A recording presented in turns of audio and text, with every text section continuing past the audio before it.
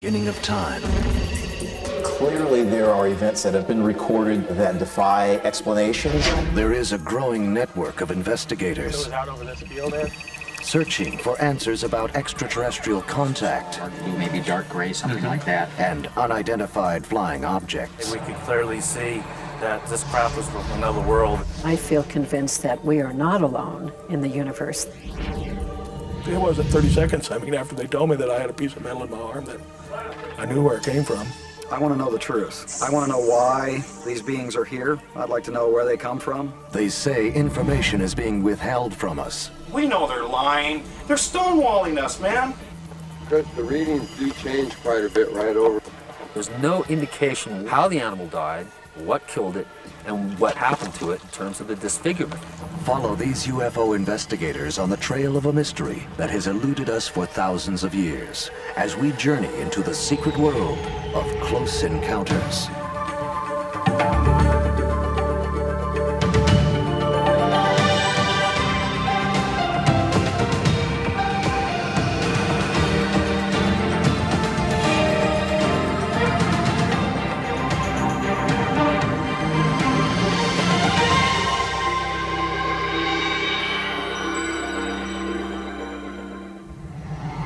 A metallic cylinder hovers over a suburb outside of Las Vegas, Nevada. In the skies above central Mexico, an object appears to move erratically between the clouds. Hey, Sue! Take a look at this. A sequence of brilliant lights burn in the sky over a mountain range in Phoenix, Arizona. Oh, what do we got? The orbs form a boomerang shape, as if they line the edge of a triangular craft. Oh my God! More than ever before, Look at that thing. people are looking in the sky and wondering, are we alone in the universe?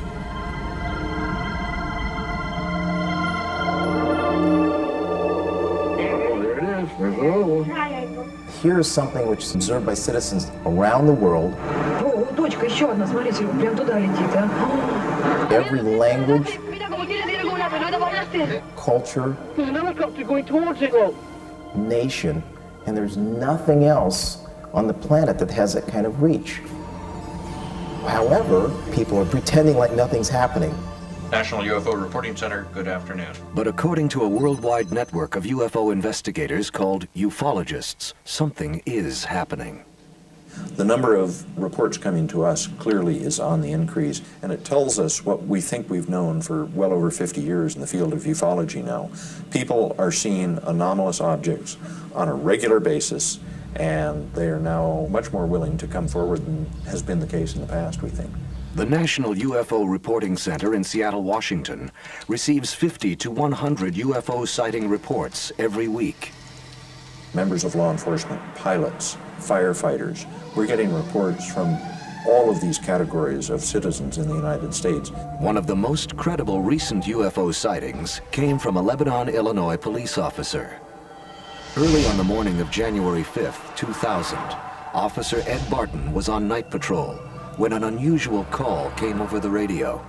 I just received a call from Highland PD, reference to a truck driver, and said there was a flying object in the area of Lebanon.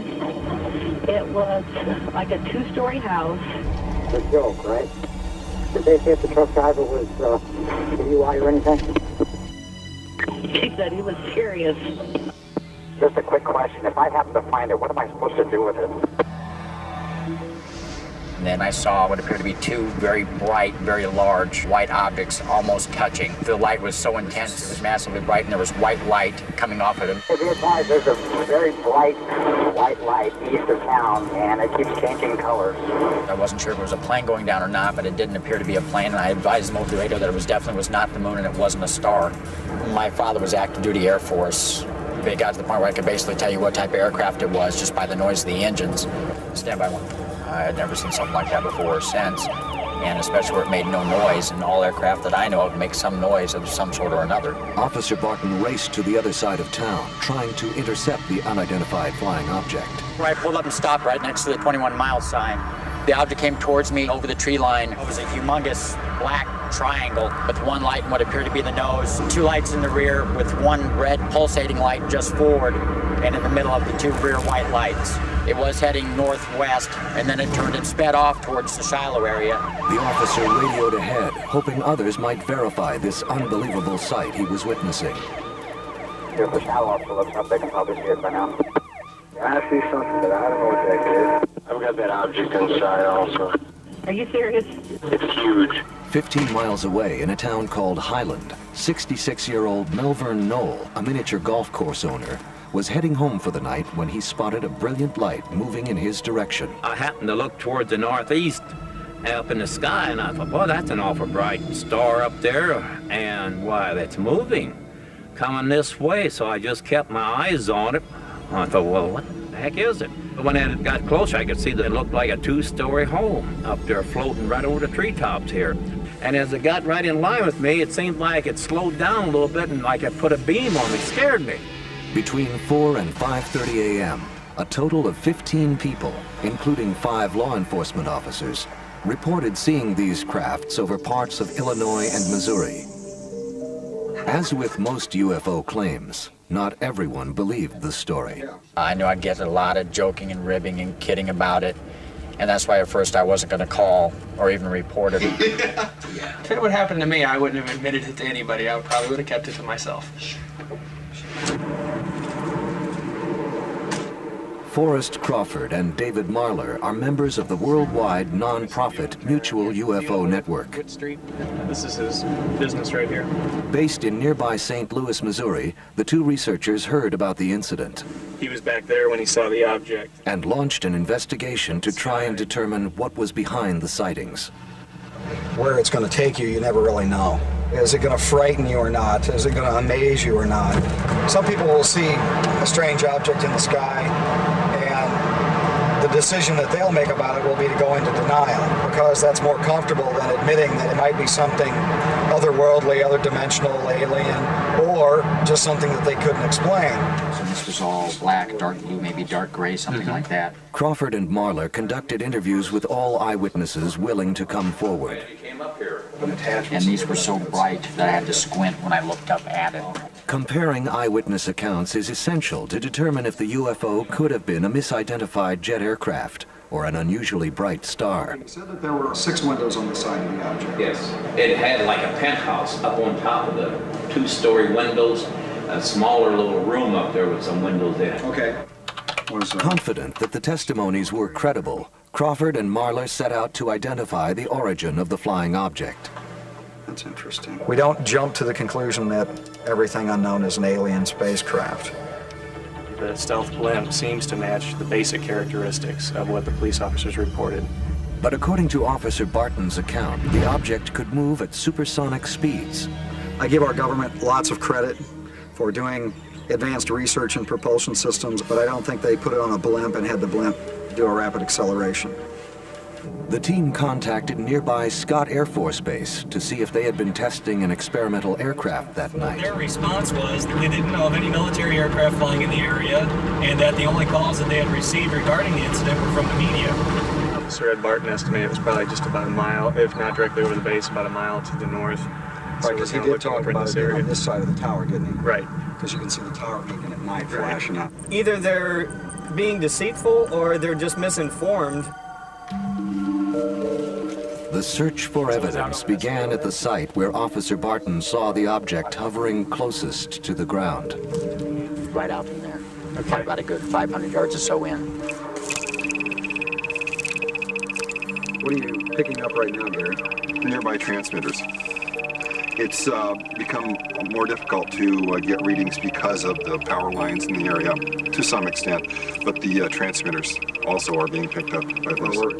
The ufologist team scanned the area for residual electromagnetic traces, but their meters registered nothing unusual. The investigators were disappointed, but they know that evidence of an extraterrestrial aircraft is rare and hard to support. Science is trying to pull back that veil of the unknown. And I think that that's why I like UFO research so much, because it's chasing something that's very elusive, seems to be intelligently controlled, and is as yet basically unexplainable or undefinable.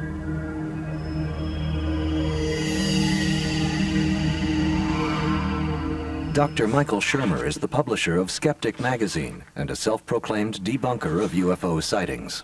It's not that interesting to me to say, well, these people are wrong, although it's necessary to do that occasionally. More important is to ask, why is it that they are so convinced this is real when there's no evidence for it? And it has to do with the fact that the human brain evolved to be a pattern-seeking machine. We look for and find patterns in nature to try to make sense of our world, and then weave stories to put them in context. We're pretty good at that, good enough to survive as a evolved primate species, but not so good that we don't make mistakes that we do all the time.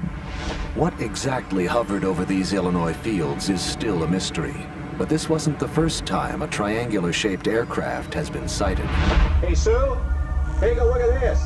On the evening of March 13th, 1997. All right, you tell me what it is. Thousands of eyewitnesses reported seeing a mysterious craft hovering over the city of Phoenix, Arizona. The thing that puzzles me is they can't be ordinary streetlights.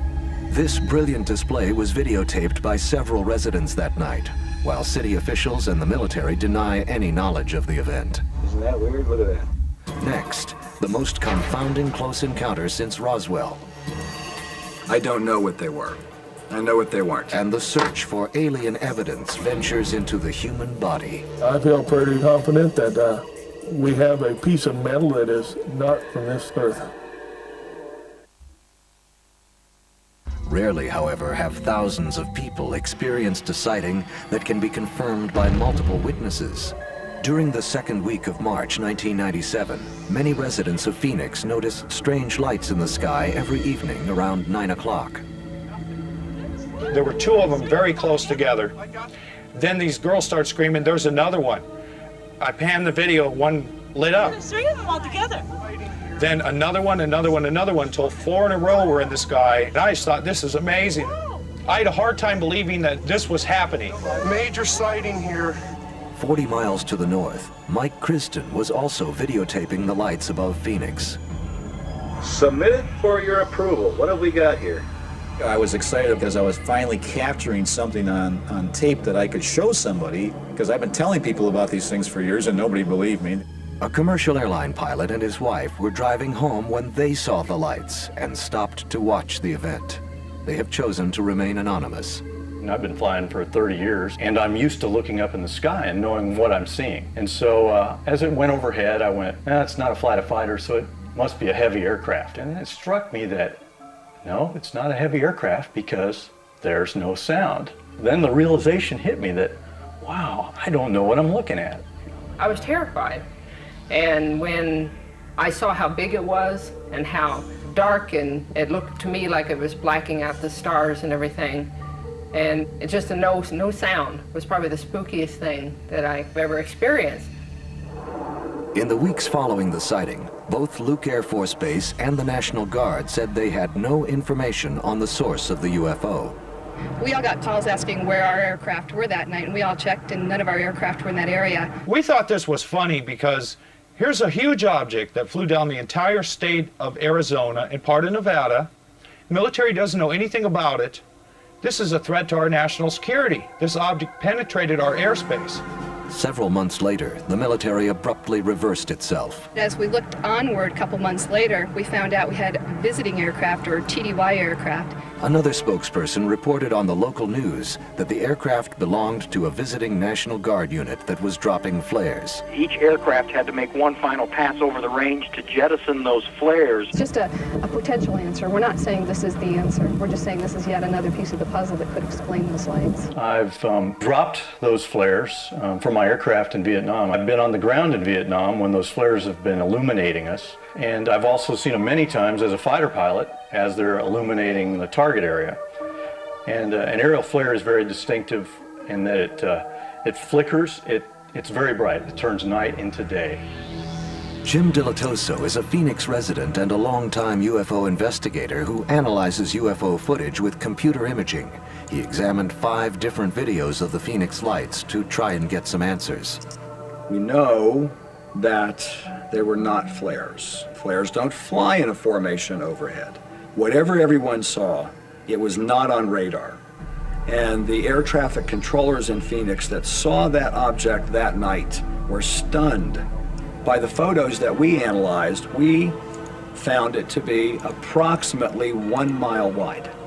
There certainly seems to be some kind of a secrecy that's veiled over this, and I can't quite put my finger on what it would be, but it does seem to be something that's trying to get us to believe that it's a very simple explanation.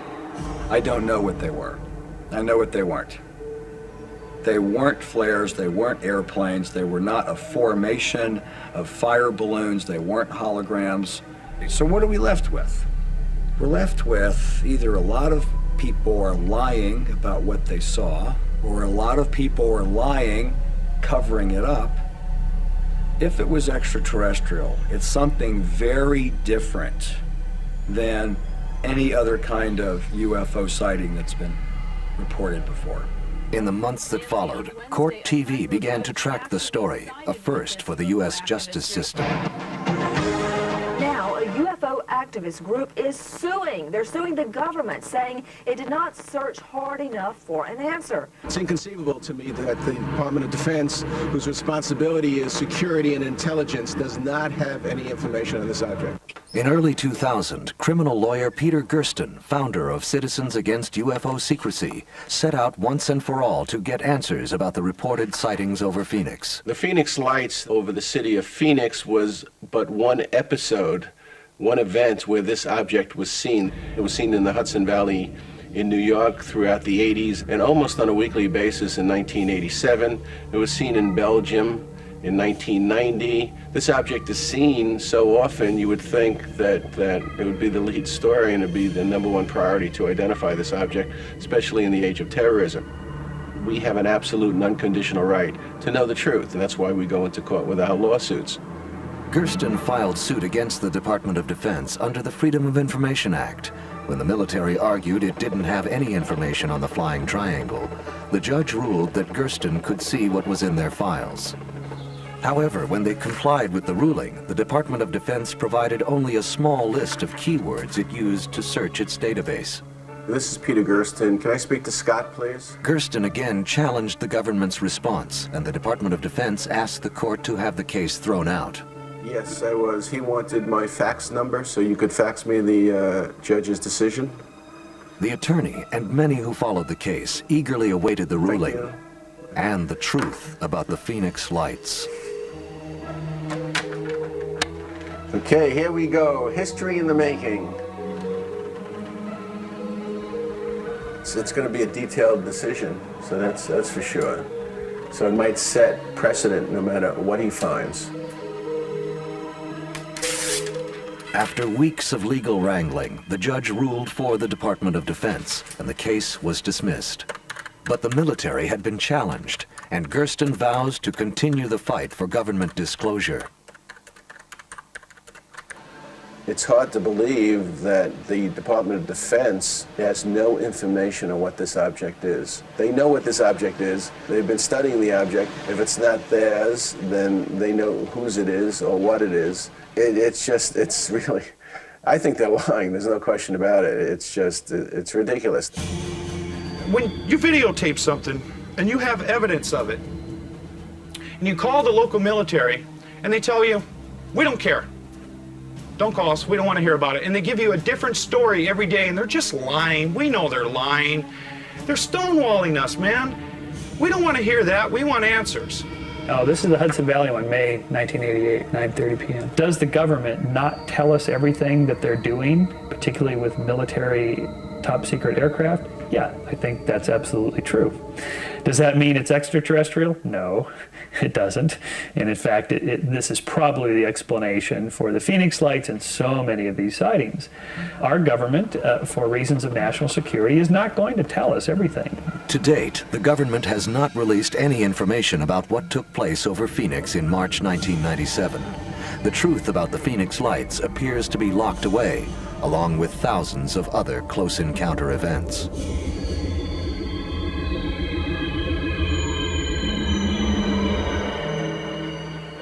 But not all close encounters can be so easily ignored. Some claim they have evidence that aliens are abducting humans for nefarious experiments. Come, Lord Jesus, be our guest. May these gifts to us be blessed. Amen. Tim Cullen is a cement worker who lives in Yuma, Colorado with his wife Janet, a registered nurse. A recent X-ray revealed a strange object lodged inside Cullen's body. He has no puncture wound or scar, but there is a repressed memory of a terrifying event in his past. It wasn't 30 seconds after they told me that I had a piece of metal in my arm that I knew where it came from. Coming up, an unusual surgery reveals a mystifying object. That's why the boy made. And a UFO hotspot hides a dark legacy. There is definitely intelligence behind the animal mutilations, and there's a purpose, and there's a motive. Of close encounters, stories have surfaced of people being taken against their will by extraterrestrials. One who claims to have been abducted is Tim Cullen. In May 1978, Tim and Janet Cullen were driving home from Denver when a bright light appeared on the horizon. Wow, look at that. Suddenly, an unidentified flying object hovered right in their path. It was large and cylinder-shaped and had multiple lights. It wasn't a helicopter and it wasn't an airplane. It wasn't anything I'd ever seen before. What is that? Wow. It's going to cross right over the road. The craft seemed to come back up toward the road. As it did that, I felt telepathic communication with the creatures inside. Has it changed me? Yeah, it's changed me. Do I find it easy to talk about? No, it'll probably never be easy. Because I know what I'm saying. Tim believes the encounter led to his abduction, and although he has no recall of the experience, he believes he received an implant that continues to be monitored by aliens. My arm used to buzz. The buzzing sensation was more regular and getting more intense. And as I was aware of it, I felt that it would be aware of some of my thoughts at times and my emotions and react to those. Worried about the sensation he was experiencing, Cullen met with a doctor who examined his arm. An X-ray revealed that Tim had an object embedded in his left wrist. I believe it's possible that this certainly could be an alien implant.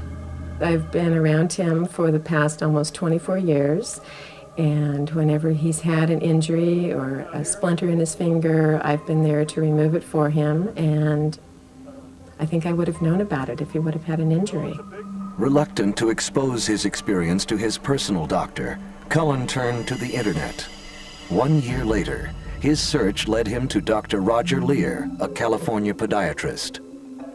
Dr. Lear removes objects that patients suspect have been implanted by aliens. I am 100% convinced that, number one, these objects are placed in the human body by someone or being using a technology which far exceeds our, because we do not have the ability to put something in the body without making a portal of entry, and that's just where it starts. Dr. Lear carefully screens all his patients before considering an implant removal. The individual must have a conscious recall of some involvement with a UFO or an abduction scenario. Over the years, the number of qualified participants have multiplied. Tim Cullen meets the criteria and agrees to travel to Los Angeles to have the object removed by Dr. Lear. When Tim had the surgery scheduled, I really wanted to go along with him because I'm a registered nurse and I wanted to make sure that everything was done, the right techniques were followed, but yes, I was apprehensive about it. I am not afraid of anything, no matter how they come at it or what they do. I figured they'd studied me for 20 years. Couldn't prove it was an alien implant until it was taken out. You can say what you want, but you got to have proof, Tim didn't want to tell anybody the story for 20 years for fear of reprisals against him and his family. This was a very compelling, human scenario which propelled me into doing something for him. The day of the surgery, a group of ufologists and journalists assemble to witness the event. General Surgeon Dr. John Matriciano is on hand to perform the procedure. he is skeptical of making an alien connection to a piece of debris found in the human body. I'm basically a non-believer. You know, I think it's somewhat arrogant of us to think that if there were some creatures that come see us. Don't breathe too much, you're going to pass out. Cullen is numb for the entire procedure. We'll make a small incision right here. Not a big.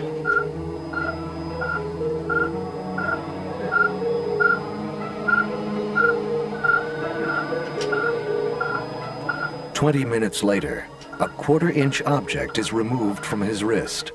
According to Dr. Lear, the first abnormal sign is the lack of a cyst surrounding the object. In a normal situation where a foreign body has been inside the human body for a prolonged period of time, there's a fibrous cyst called an inclusion cyst that forms. In this case, there was none. Looks like a boy to me. But Cullen's humor belies the importance that the object might mean in proving the existence of alien life and contact with the human species. I really have to have it analyzed. The object is placed in a plastic vial containing plasma from Cullen's blood to preserve it. To secure the evidence, the implant is sealed in a tamper-resistant vial in front of witnesses. Dr. Lear takes the specimen to be analyzed at Digital Instruments, a research laboratory near Santa Barbara, California. They agree to their first alien implant examination, viewing it as an opportunity to put their new atomic force microscope to the test. So that's the sample here, and I'm going to put in a little bit of epoxy here. Dr. Irene Ravenko has a PhD in biology and is also a medical doctor. Under the microscope, the so-called implant appears to have some unusual traits. I've never seen really this kind of pattern. I would guess that people who work on material science can see this kind of structure on some metal, maybe. But in biology, I've never really seen anything like that. Puzzled by the lack of a fibrous cyst, she probes what looks like a thin membrane encasing the object. We just cut a little piece of this material and we're going to let it dry in air. This is what we get after a few minutes in air. And this part here is still very squishy, very soft. If I press on the other part of the tissue, here it's very hard. It looks like a resin, something like a plastic. I've never seen this before in human tissues. A second opinion from a government laboratory that chooses to remain anonymous found the object to be highly unusual, amorphous and magnetic, a combination that does not exist in any form of metal today. Exactly what this object is remains unclear, but Dr. Lear is hopeful that each removal brings us closer to the source of these objects, whether earthly or not. Some of the things that we found in the implant surgery, such as the membrane, which seems to allow a foreign object to be placed in the human body and prevent the human body from rejecting it, I think is the most important thing. And if we could understand this better and duplicate it, why, we would have a tremendous benefit to medical science. Though the tests are not conclusive, Cullen still believes the implant is better off in the hands of science than in his own. I'll tell you what, that research on the membrane has made me feel real good. I think it's the only truly piece of this puzzle that we can solve for right now. People around him have been very supportive. I was kind of, I guess, naive, thinking, well, we'll go to California and if we have this removed and then we'll just go back to our little life in Yuma, but that's not the way it's been. Tim has wanted to get the word out about what happened to him and to get more people aware of it. It's definitely different than life used to be. This is a donation can for Tim Cullen, sending him one way to Mars. All donations is welcome. Tim, I'm going to present this to you. Well, thank you, Mary. Since the surgery, Tim Cullen's tale of an alien abduction has made him a celebrity and a curiosity in Yuma, Colorado. Although he knows many are skeptical of his story, Cullen says the event was real and it's happening to others. I wonder if anybody here tonight has had any experience. Barbara Lamb is a regression therapist who specializes in treating patients who believe they've had contact with aliens. This is a picture of my family, my extraterrestrial husband and my 2 hybrid sons. She witnessed Tim Cullen's surgery and says the time has come for people to accept the possibility that abductions are occurring. Be as open-minded as possible about the fact that these very unusual things are happening. I think that there has been a lot of prejudice about UFOs and extraterrestrials and people who claim to experience these contacts. Whoa. Yeah, that one's, Oh my that one's the gosh. one. That one's the Wow. one. That's my husband. Her weekly support group has been growing steadily for 5 years. I just had this really large-headed being with this low chin take me on a ship, and then they put me back down. The people can discuss their own experiences and compare notes with other people. And when they talk to other people who've met some of the same beings or have had some of the same procedures happen, and yet these people who seem to be very normal, likable, functional people, that's very reassuring to each one of the experiencers. At least allow for the possibility that this could be happening, because indeed so many of us do have a true sense of knowing that this is indeed real. This is the ET from Roswell. As members of the group share memories, they often find similarities in the types of experiences they've encountered. I remember different times over the years being taken on board, appeared to be a ship, and taken to a nursery and shown children. Sandra, I think something happened for you. It hurt. It hurt. It made me feel totally out of control, and I could not do one thing about it. I knew that I had a baby and they wanted it, and I felt so afraid. 500 years ago, people had experienced demons coming into their rooms and harassing them and molesting them at night in their beds, for example. 200 years ago, people experienced ghosts and spirits doing this. We experience aliens doing this. It's all the same phenomena. The brain interprets it in terms of the context of the culture in which you live. That's where your memories come from.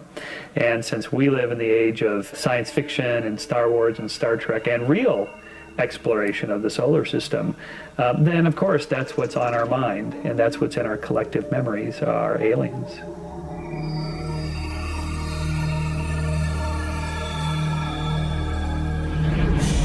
That's a mute there. It's found in a potato barn. Humans aren't the only ones supposedly having encounters with aliens. Animals are being killed and mutilated in a cycle of mysterious serial killings that have lasted more than 30 years. Yeah, look at that.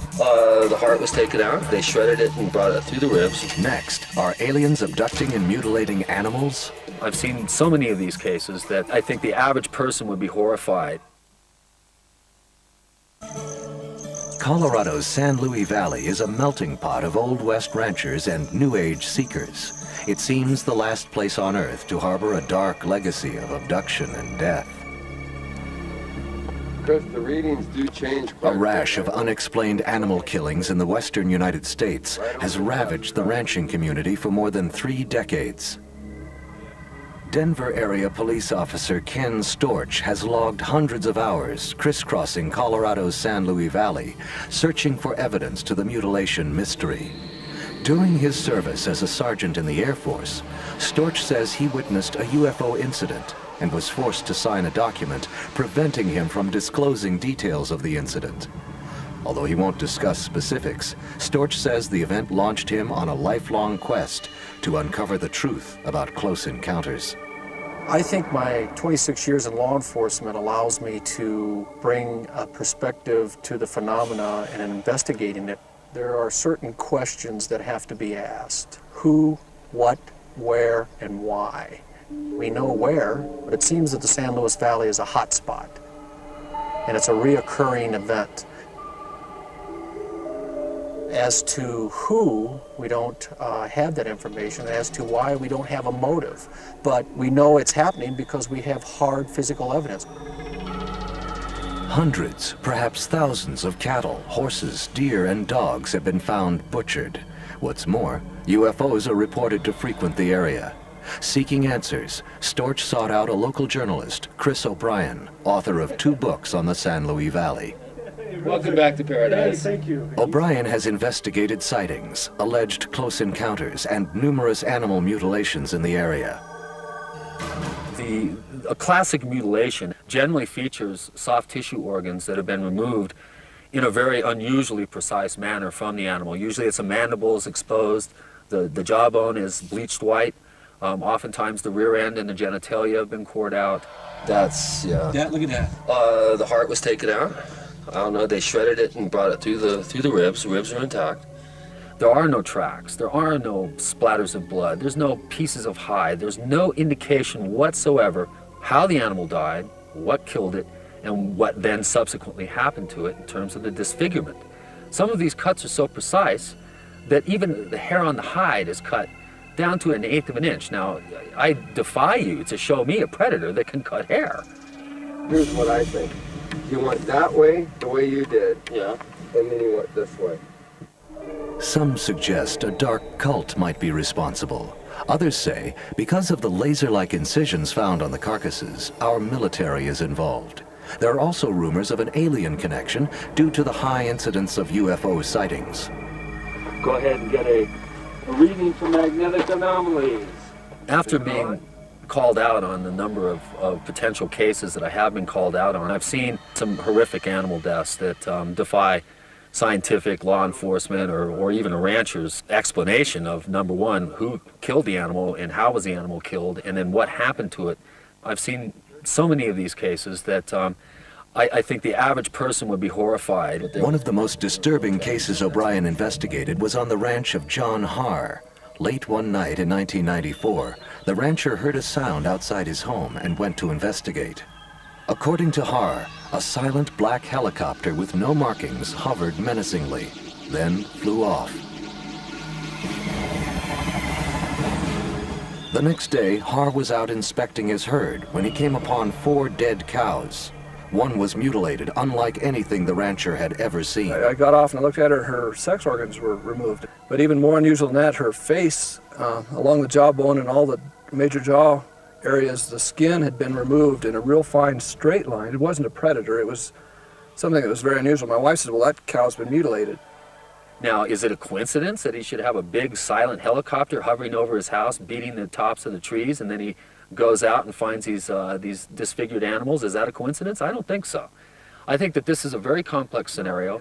It may be the military, they may be involved in some cases, it may be aliens. We don't know yet. I think if this was easy to solve, it would have been solved many years ago. There is definitely intelligence behind the animal mutilations. There is something that, or someone that is directing it, and there's a purpose, and there's a motive. When you see an animal that's been drained of fluids, and major organs have been removed from the animal without a single drop of blood, it's very difficult for you to not get kind of a strange feeling up the back of your spine about it. What are the chances that some super advanced, technological, intelligent, moral beings from another planet have somehow managed to traverse interstellar space, which is enormous? They manage to land, and what is it that they do? They cut out the sexual organs of cows to take them home? That's it? Seems rather unlikely. Seems more likely that predators have attacked these animals. It's easy to deny obvious explanations for things when you want so badly for the other explanation to be true, the more mysterious, the paranormal, the extraterrestrial explanation. It's more titillating than the idea that, oh, a dog did it or the vulture did it. That's not very interesting. There's a crime being committed. Ranchers, farmers are losing money because someone or something is doing something to their animals. And I think law enforcement needs to take an active role in trying to come to some type of conclusion as to who and why it's being done. But as far as that alien connection, we don't have the smoking gun to make that connection. For reasons that are still unknown, reports of paranormal phenomena like close encounters proliferate in certain locales. The guy who designed the inertial navigation system for stealth, he lives right here. He says on real cold winter nights, he can look up and he can see a light just below the tops of the mountains. He says, Chris, I don't know what the heck's up there. He's not sure if it's ours or somebody else's. The San Luis Valley has a long history of sightings dating back to 1917, when an unidentified airship was reported hovering over Salida, Colorado. Now, almost a century later, local inhabitants continue to report UFOs. In August 1995, Tim Edwards was in his yard when his daughter Brandy pointed to an object in the sky. Brandy started telling me that, Daddy, there's something up in the sky. And we watched it probably for a couple minutes before I went in the house and grabbed my video camera. With our naked eye, we could clearly see that, you know, this craft was from another world. Tim watched the huge UFO for over an hour and filmed it for 6 minutes. He believes whoever was piloting the UFO was aware of his presence and wanted to be observed. As I was videotaping this craft, overwhelming feelings came over me, and I felt it was very important for the world to know the truth, and I went on a mission for about 3 years to get my story out to the world, and I was successful in doing that. Tim's sightings prompted him to open his own restaurant, catering to people hungry for UFO information and updates. UFO investigator Ken Storch often swaps stories with Tim at the popular diner. That one there was supposed to be taken in Jerusalem about 5 years ago. A lady took a picture and that came out in it, according to the story. Having a close encounter of this type basically put my body into emotional shock and trauma for a while. It was a very a spiritual thing. The fact that we're definitely not alone. People who claim to have had close encounters often report a drastic change in their consciousness. Maybe this explains why they are so passionate about what they've experienced. If you're lucky enough to have a close encounter, it'll change your life forever, because you just can't go back to your normal life the same anymore. With me, it's an adrenaline rush, especially when you're recording it on video so the rest of the world can see later. It's just become a part of my life to see these things, and I look forward to every sighting, whether it's tomorrow or 3 years from now. I'm patient, and I'll wait, and I know it'll be there, and I'll be there with my camera. You hear the stories of people having sightings or close encounters or unexplained things in the sky, and I feel really privileged to have seen this V-shaped formation of lights that night. And now when I'm flying at night, I tend to really keep an eye out. I think that there is some kind of interaction going on that's unexplained and hasn't been sufficiently addressed to the public. Clearly there are events that have been recorded by scientists that defy explanation and our understanding of how physics works. Yes, I think there's something occurring here that has not been explained fully to the public. I have a sense that with the advent of the camcorder age and the advent of the age of information, more and more people have access to more and more data. And the more people are brought up to speed, educated about these types of mysterious events, I think the more we're going to find that there is an interconnectedness between all these mysterious phenomena, whether it's Bigfoot, miraculous healings, UFOs, animal deaths. I think on some level there is a connecting point. If you have a close encounter with an object or an unknown entity, and you have no rhyme or reason or no explanation or no reference to that, it's going to affect you. It's imperative that we continue the investigation, and it's imperative that the scientific community stop and take a hard look at what's going on and look at it comprehensively. And I think that the data that's going to be coming forth is going to be so overpowering and so compelling that mainstream science is going to have no choice but to take a hard look at it. Yeah, I think that day's coming. Perhaps it's our destiny to search for an answer to our greatest mystery. Are we alone in the universe? It's only a probabilistic argument that there are so many stars. A couple 100 billion in our galaxy alone, a couple 100 billion galaxies in our universe alone. You know, what are the chances that we're the only one? Seems unlikely. That doesn't mean that there are aliens, but it seems anthropocentric and narrow-minded to think that we're the only ones. Until irrefutable evidence is found, if ever, ufologists will keep watching the skies to uncover the secret world of close encounters.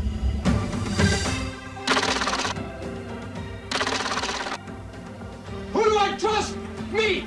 Al Pacino is Tony Montana. The last time you're gonna see a bad guy like this again. Scarface coming up next.